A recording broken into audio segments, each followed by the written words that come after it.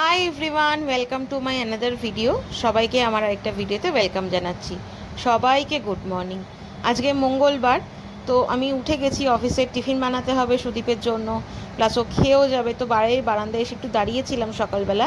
তো আমাদের বাড়ির উল্টো দিকে না একটা আশ্রম রয়েছে, তো ওখানে দেখলাম একটা হল্ট বানানো হচ্ছে, মানে যারা হরিদ্বারে আর কি বাবার মাথায় জল ঢালতে যাবে তাদের জন্য রেস্টরুম করা হচ্ছে। বেশ ভালো একটা ইনিশিয়েটিভ। আর এখন তো এত বড় বড় বাঘ কাঁধে করে নিয়ে যাচ্ছে, তোমাদের পরে ভিডিওতে আমি দেখাবো। এত ভালো লাগছে, মানে সত্যি তাদের কুর্নিশ জানানো উচিত, মানে এত তাদের ভক্তি দেখে সত্যিই আপ্লুত আমি। তো যাই হোক, সুদীপ অফিসে আজকে বলল টিফিনে ম্যাগি নিয়ে যাবে আর ম্যাগি খেয়ে যাবে, ম্যাগি ফ্রাই আর কি। তো আমি তো বললাম রুটির জন্য আটা মাখা রয়েছে, মানে ময়দা মাখা রয়েছে আর তরকারিও করা রয়েছে। বলছে না, আমার রুটি এইসব ভালো লাগছে না, তুমি আমাকে ম্যাগি ফ্রাই বানিয়ে দাও। তো যাই হোক, ম্যাগিটাকে আলাদা করে সিদ্ধ করে একদম জলটা কম দিয়ে সিদ্ধ, যাতে জলটা ফেলতে না হয় সেরকমভাবে সিদ্ধ করে, তারপরে তো সবজি দিয়ে আর একটু চিকেন দিয়েছিলাম আর ডিম দিয়ে ফ্রাই করে দিয়েছি, আর তার সাথে একটু শসা একটা কেচাপ দিয়ে দিয়েছি। তো সুদীপ অফিসে ওটাই খেয়ে মানে যাওয়ার আগে ওটা খেয়ে গেছে, আর অফিসের জন্য নিয়ে গেছে, ও বেরিয়ে গেছে। তো আমিও ভাবলাম আমারও খিদে খিদে পাচ্ছে, তো বেশি লেট করে লাভ নেই। আমি 9:30টার মধ্যেই ব্রেকফাস্ট করে নিয়েছি, আর ম্যাগি ফ্রাই দিয়ে কফি। আজকে আর বিস্কিট নিইনি, একেবারেই ম্যাগি ফ্রাইটা গরম করে নিয়ে নিয়েছি। বেশ ভালো হয়েছিল খেতে, অনেক দিন পরে খেলাম, তো মনে হচ্ছে যেন কেন এতদিন করিনি ম্যাগি ফ্রাইটা, সুদীপের জন্যই করা হলো, ও বলেছিল বলে। তো যাই হোক, স্নান করে পুজো দিয়ে ঘরের কাজটা সারা হয়ে গেছে। প্রায় এক যুগ পরে মনে হচ্ছে ফেনা ভাত খাবো, সত্যি বলছি। মানে কতদিন হয়ে গেছে গোবিন্দভোগ চালের ফেনা ভাত খাইনি, ডালে চালে আর কি, যেটা মা করে দিত স্কুলে যাওয়ার আগে বা কলেজে যাওয়ার আগে বা শীতকালের রাতে, বর্ষাকালে। তো যাই হোক, মা একরকম জোর করেই পাঠিয়েছে। এখানে আসলে গোবিন্দভোগ চালটা খুব একটা পাওয়া যায় না, মানে আমার এরিয়াতে পাওয়া যায় না, হয়তো দিল্লিতে পাওয়া যায়। আর লাল ঘি, মানে ডেলিভারি অ্যাপ থ্রু আমি সব কিছু আনিনি, যখন যেটা দরকার হয় তার সাথে মিঠা আতর টুকটাক আর কি জিনিস আনিয়েছি। তো নিজের জন্য একটু ডাল চাল মিশিয়ে, আলু সিদ্ধ, ডিম সিদ্ধ, এক টুকরো কাঁচা পেঁয়াজ, দুটো লঙ্কা দিয়ে, আর তার সাথে ঘি, মনে হচ্ছে অমৃত খাচ্ছি। আসলে দুপুরে লাঞ্চ নিয়ে কোনোদিনই আমার সেরকম মাথা ব্যথা থাকে না, কিন্তু যাই হোক, কুরিয়ারের প্যাকেটটা যখন রিসিভ করেছি তখন ওপেন করার সাথে সাথে মানে ব্যাগ থেকে গন্ধ বেরোচ্ছিল পুরো চালের, এত ভালো লাগছিল না, মানে ভীষণ ইমোশনাল ফিল করছিলাম। তো যাই হোক, মাকেও ফোন করে জানিয়ে দিয়েছিলাম যে রিসিভ হয়ে গেছে। তো এটা আসলে আমার আগে খাওয়া হয়ে গেছে, মানে একদিন আগেই পেয়ে গেছি। এটা দ্বিতীয় দিনের আমার লাঞ্চের মেনু। তো যেদিনকে রিসিভ করেছি সেদিনকে সুদীপ বলছে তুমি আগে গোবিন্দভোগ চাল দিয়ে ফেনা ভাত বানাও, আর লাল ঘি দিয়ে আমি ভাত খাবো, আমার আর এই সাদা ঘি ভালো লাগছে না খেতে। তো যাই হোক, সন্ধে দেওয়া হয়ে গেছে।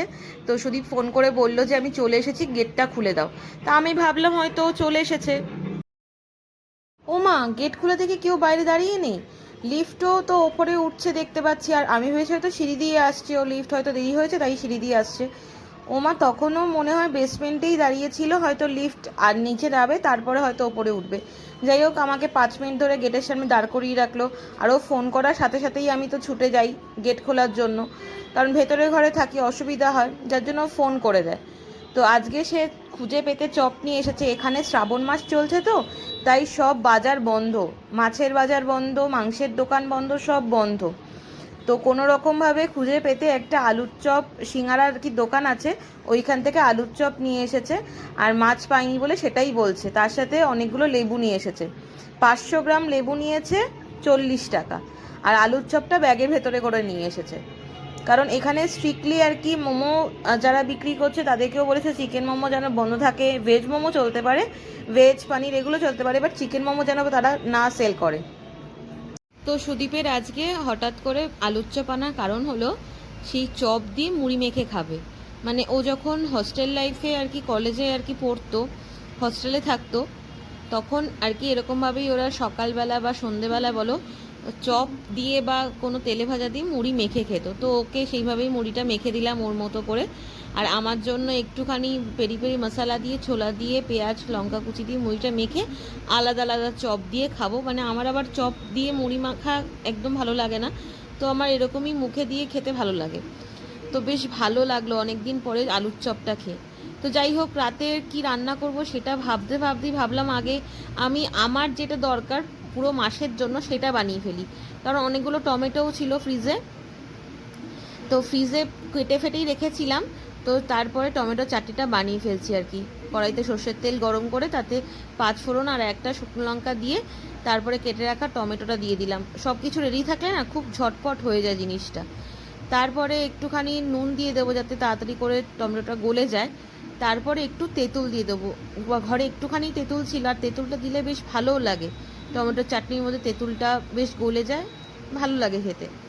তারপরে এটা যখন একটু গলে যাবে তখন গিয়ে খেজুরটা দিয়ে দেবো। অনেকটা পরিমাণে খেজুর দিলে কি চিনিটা কম দিতে লাগে। আমসত্ত্বটা ছিল না বলে আমি দিতে পারিনি। মা বলেছিল আমসত্ত্ব পাঠাবো কিনা, বললাম না না, এখন কিছু পাঠাতে হবে না, আমসত্ত্ব এইসব তুমি যেটুকু দরকার সেটুকুই পাঠাও। তারপরে একটু অল্প করেই চিনি দিলাম, আমি 2 চামচ মতো চিনি দিয়েছি, বেশি চিনি লাগে না, কারণ খেজুরটা পুরো যতক্ষণ না স্ম্যাশ হয়ে যাচ্ছে গলে যাচ্ছে ততক্ষণ আমি এটাকে ফোটাতে থাকি।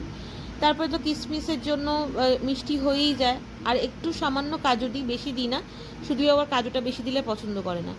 আর একদম গ্যাসটা অফ করে দিই যখন হয়ে যায় রেডি, তখন লেবুর রস আর ভাজা মশলা, বাড়িতে বানানো যে ভাজা মশলা থাকে সেইটা দিয়ে পরে নাড়িয়ে রেস্ট করতে দিই, মানে ঠান্ডা হতে দিই। তারপরে কন্টেনারে ভরে ফ্রিজে রেখে দিই। এটা আমার পুরোপুরি বলতে পারো 20 থেকে 25 দিনের একদম শেষ পাতের চাটনি। তো রাতে কি রান্না করব সেটা ভাবলাম মাটন তো ম্যারিনেশনে রয়েছে ফ্রিজে কিছুটা, তো সেটাই রান্না করে ফেলি। কারণ এখানে তো বাজার বন্ধ, যার জন্য মাছ টাছ কিছুই আনতে পারিনি। তো যাই হোক, আলু ছাড়া মাটনের ঝোল রান্না করেছি, ভাত আর একটু শসা কেটে নিয়েছি, তাতেই হয়ে যাবে সুদীপের। আর আমি যেহেতু মাটন খুব একটা ভালোবাসি না, কিন্তু সুদীপের জন্য আমাকে খেতেই হয়, ওই হয়তো 1 পিস নেব আর তাতে ঝোল দিয়ে আমার হয়ে যাবে। সুদীপকে রাতে ডিনারটা সার্ভ করে দিয়েছি, ও খেয়ে দিয়ে শুয়ে পড়বে। তার আগে আমি একটুখানি বারান্দায় এসে দাঁড়ালাম।